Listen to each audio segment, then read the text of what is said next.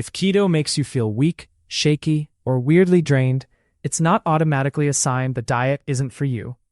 Very often, it's a simple mismatch between what your body is losing and what you're replacing. When carbs drop, your body stores less glycogen, and glycogen holds water. So you lose water fast, and with that water, you lose minerals that help nerves and muscles work. That's where electrolytes come in. Sodium, potassium, and magnesium act like the electrical system for movement, heart rhythm, and energy. When they run low, you can feel heavy-legged, lightheaded, crampy, or flat in the gym. The tricky part is that the scale might look great, while your performance and mood feel worse. In this presentation, you'll get a clear mental model for why weakness happens on keto, how to tell electrolyte issues from other causes, and how to rebuild your intake in a practical, food-first way. The goal is steady energy, not just low carbs. Moving to slide 2. Let's start with the basic mechanism. When you eat carbs, your body stores some of them as glycogen in muscle and liver. Glycogen is like a sponge that holds water. When carbs drop sharply, glycogen stores shrink, and that water gets released and excreted. This is why many people see a quick scale drop in the first week. But the important part is what rides along with that water. Sodium is the big one, and it helps regulate fluid balance and blood volume. If blood volume drops, standing up can feel harder, workouts feel heavier, and your heart may pound more than usual. On top of that, lower insulin on keto can increase sodium loss through the kidneys. So you can end up in a double whammy, less stored water and more sodium leaving the body. None of this is bad, but it does mean your electrolyte needs shift. Keto changes the rules of hydration, and plain water alone may not solve it. Moving to slide 3. Electrolytes are not supplements in the trendy sense. They're minerals with electrical charge, and your body uses them to run basic systems. Sodium helps maintain fluid balance and supports nerve signaling. Potassium is critical for muscle contraction and normal heart rhythm. Magnesium supports energy production, muscle relaxation, and hundreds of enzyme reactions. On keto, weakness often comes from the combination of low sodium plus not enough potassium and magnesium to balance it. And because these minerals interact, fixing only one can leave you still feeling off. Think of it like a three-legged stool. If one leg is short, the whole thing wobbles. Another key point is timing. You can feel fine at rest, then crash during a workout, a long walk, or even after a hot shower. That's when fluid shifts and sweating reveal the gap. So the goal is not more electrolytes forever. The goal is the right amounts for your body and your activity level. Moving to slide 4. So what does electrolyte-related weakness actually feel like? Most people describe it as, I'm not sick, but I'm not right. You might feel lightheaded when you stand up, or you get a head rush that lasts a few seconds. Your legs can feel heavy on stairs. In the gym, weights that were normal suddenly feel glued to the floor. Some people notice a faster heart rate, especially with caffeine or after a meal. Muscle cramps, eyelid twitching, or restless sleep can show up too, particularly when magnesium is low. Another clue is thirst that doesn't match your water intake. You keep drinking, but you don't feel satisfied. That can happen when you're diluting sodium further with plain water. And yes, keto flu is often this exact cluster of symptoms. The important part is that these signals are actionable. They're not a moral failure, and they're not proof you need more carbs. They're your body asking for minerals and fluid in the correct ratio. Moving to slide 5. A common mistake on keto is focusing on potassium and magnesium while staying too low on sodium. Sodium is not the enemy in every context. On a low-carb diet, sodium needs often increase because you're excreting more of it. If sodium is low, your body may struggle to hold on to water, and you can end up peeing more, feeling dizzy and craving salty foods. Another clue is that symptoms improve quickly after salty broth or a well-salted meal.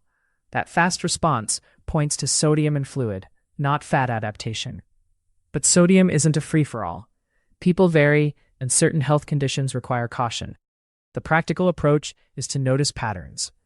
Do you feel worse after sweating, long walks, sauna, or hot weather? Do you wake up feeling flat and improve after breakfast with salt? Those are sodium-shaped clues. The goal is stable blood volume and steady energy, not chasing extreme numbers. Moving to slide 6.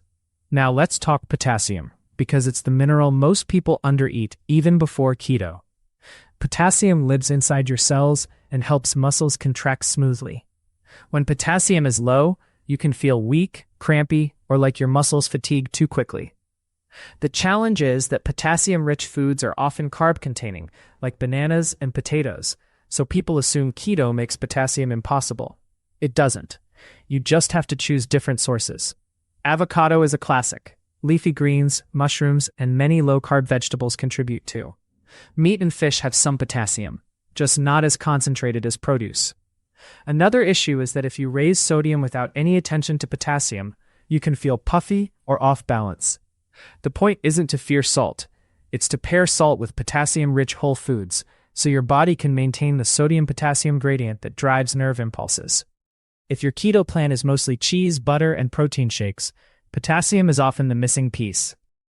Moving to slide 7. Magnesium is the electrolyte that often shows up as tension. If you're getting cramps at night, tight calves, eyelid twitching, or trouble relaxing into sleep, magnesium is worth considering. Magnesium plays a role in muscle relaxation after contraction, and it's involved in ATP production, which is the basic energy currency of cells. On keto, magnesium intake can drop if you cut out beans, whole grains, and certain fruits. Stress and heavy training can also increase magnesium needs. Food sources include pumpkin seeds, almonds, spinach, and dark chocolate with minimal sugar, if it fits your plan. Some people use magnesium supplements, but forms differ and tolerance varies, especially for digestion. The bigger idea is consistency. Magnesium isn't usually a feel-it-in-10 minutes fix like sodium can be. It's more like filling a reservoir over days. If your weakness comes with poor sleep and persistent muscle tightness, magnesium may be part of the solution. Moving to slide 8. Here's a trap that surprises people. Drinking more water can make you feel worse. If you're losing sodium and you respond by chugging plain water, you can dilute sodium further. That can amplify headaches, fatigue, and that washed-out feeling. Hydration is not just water. It's water plus electrolytes, in a ratio your body can use.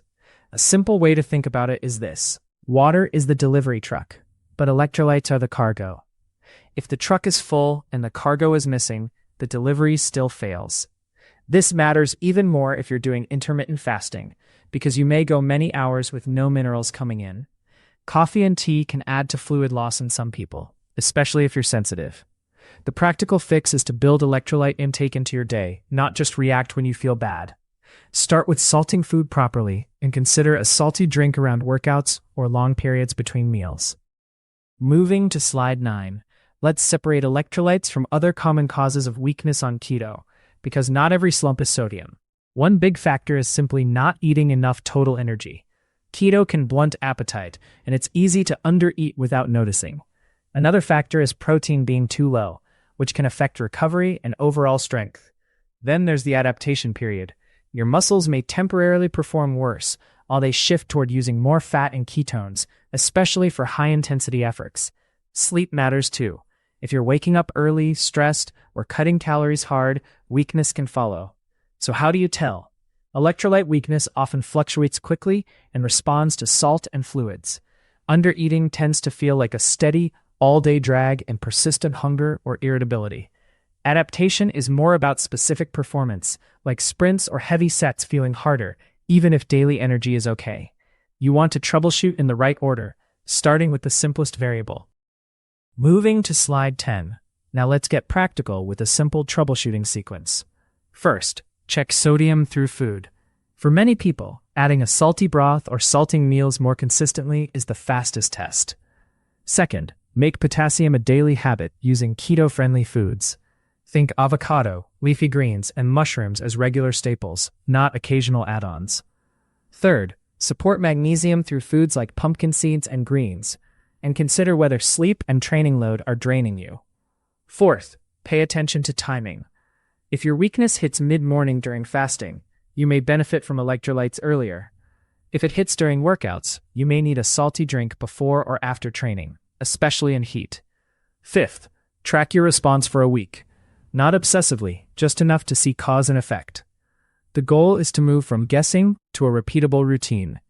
When you do this, keto often feels dramatically different, more stable, more predictable, and much less like you're pushing through every day. Moving to slide 11. A lot of people ask about electrolyte drinks and powders. They can be useful, but they're not all the same. Some are basically flavored water with tiny mineral amounts. Others are very high in sodium but low in potassium and magnesium. And some add sugar alcohols or ingredients that bother digestion. A clean approach is to treat electrolyte products as tools, not magic. Use them when they solve a specific problem. Long workouts, heavy sweating, hot climates, or the first weeks of keto, when losses are highest. Also remember the food first baseline. If your meals are undersalted and your vegetables are minimal, an electrolyte drink becomes a bandage. Another practical point is taste. If a salty drink tastes unbelievably good, that can be a sign you needed sodium. If it tastes harsh, you may not need as much at that moment. You don't need to turn this into chemistry class. You just need a consistent baseline and a smart, as-needed option.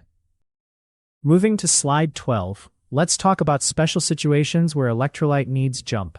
If you exercise hard, you lose sodium through sweat, and the loss can be significant, even if you don't look drenched. If you do endurance training, the combination of time, heat, and fluid intake can create a bigger electrolyte mismatch.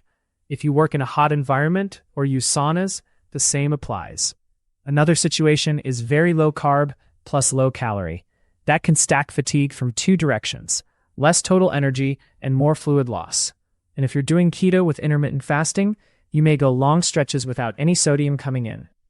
That's why some people feel great at dinner, but awful late morning. The fix is not complicated. It's planning. Salt your food earlier, consider broth, and make potassium-rich vegetables a daily anchor. If you're training, think in terms of before, during, after hydration, not just a random bottle of water. Your performance is often a hydration strategy problem, not a willpower problem. Moving to slide 13. There are also times when weakness on keto should make you pause and get help, especially if it's severe or persistent.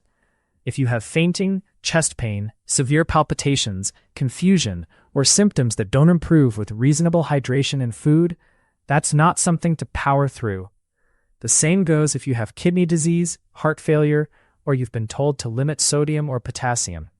Electrolyte changes can be riskier in those cases. If you're pregnant, breastfeeding, or managing diabetes, your nutrition plan deserves extra oversight. Even without those conditions, it's smart to be cautious with extreme electrolyte dosing. More is not automatically better. The sweet spot is enough to feel stable and function well. If you're unsure, a clinician can check blood pressure, basic labs, and help interpret what's going on. Keto can be a useful tool for some people, but your body's signals matter. Weakness is information, and it's worth responding thoughtfully. Moving to slide 14. Let's wrap this into a simple takeaway you can actually use. If keto makes you feel weak, think fluid and minerals before you assume you need to quit. Start with sodium, because it's the fastest lever and the most commonly low on keto. Then build potassium and magnesium through consistent food choices. Pay attention to triggers like heat, sweating, fasting windows, and caffeine. If you want a quick self-check, ask, do I feel better after a salty meal, broth, or an electrolyte drink? If yes, you've found a strong clue. If not, look next at total calories, protein, sleep, and the adaptation period. Keep it calm and systematic. You're trying to create a stable baseline, not chase perfect numbers. If this helped, subscribe for more clear nutrition troubleshooting without the drama. And comment with your experience. When you feel weak on keto, is it more often A, dizziness and head rush, or B, muscle cramps and tightness? This information is not a substitute for medical advice. Metabolism first. Everything else follows.